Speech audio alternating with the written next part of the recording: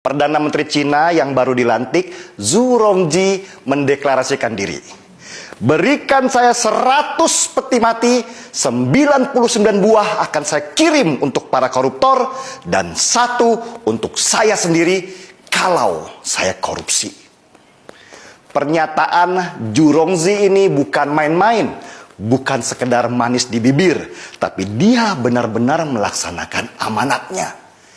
Tidak berapa lama sesudah dia berniat memberantas korupsi di Cina yang sudah berakar di sana, seorang pejabat Partai Komunis Cina ditangkap dan dihukum mati. Padahal orang itu adalah teman satu partainya sendiri. Koruptor itu diarak di jalan, ditembak di belakang kepalanya. Seluruh hartanya disita oleh negara dan keluarganya disuruh mengganti peluru yang dikeluarkan untuk menembaknya mati. Kejam? Banyak yang bilang begitu. Dan kelompok hak asasi manusia yang berpusat di Amerika seperti biasa teriak-teriak, protes, tidak boleh ada hukuman mati karena manusia punya hak untuk hidup. Tapi Cina tidak peduli. Ribuan lagi koruptor mereka tangkap dan mereka tembak mati. Bahkan proses eksekusinya saja mereka siarkan di televisi supaya ada efek jerah. Dan hasilnya, ekonomi mereka meroket. Mereka sekarang sejajar dengan negara-negara maju di dunia dengan aset ratusan ribu triliun rupiah. Bahkan mereka berani head to head masalah ekonomi dengan Amerika. Bisakah Indonesia menjadi seperti Cina pertumbuhan ekonominya? Bisa, asal mau sedikit kejam, terutama pada koruptornya. Indonesia sama seperti Cina sebelum tahun 1998. Korupsi sudah menjadi budaya dari atas sampai bawah. Kalau nggak korupsi, rasanya badan nggak enak. Soalnya di sekitarnya begitu semua. Pertanyaannya, beranikah Indonesia? Wacana hukuman mati untuk koruptor di Indonesia sebenarnya adalah wacana lama, tapi tidak pernah berhasil dilaksanakan.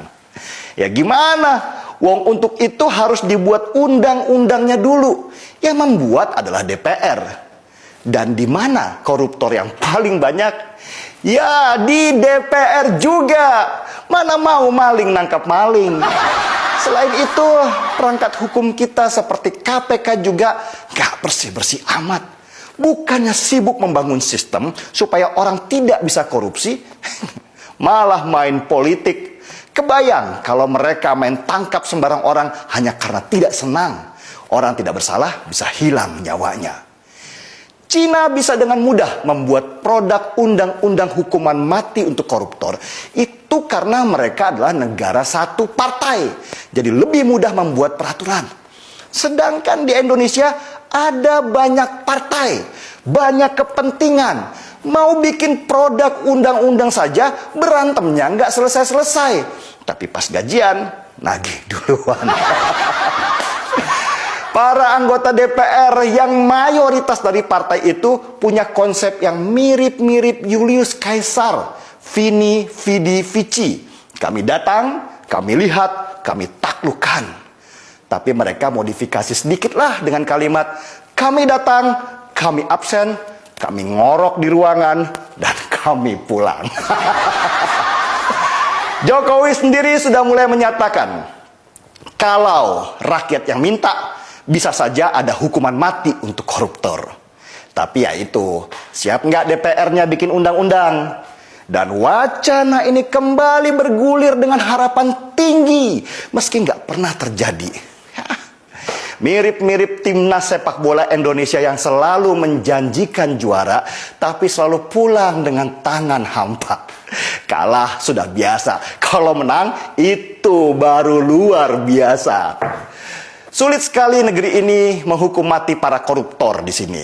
Bahkan Fadlizon, petinggi Partai Gerindra, pernah tanpa malu-malu menyebut kalau korupsi itu oli pembangunan. Kalau nggak ada korupsi, negara nggak jalan. Nah loh, gimana mau bikin undang-undang? Mungkin hanya di Indonesia koruptor diperlakukan seperti raja. Dikasih baju kebesaran warna oranye, terus dadah-dadah di depan kamera dengan senyum lebar di wajah. Nanti di depan pengadilan, yang laki pakai kopiah dan yang wanita pakai kerudung mendadak syariah. Lalu di penjara, mereka bisa bayar untuk dapat ruangan mewah, bahkan bisa jalan-jalan dan nginap di hotel mewah.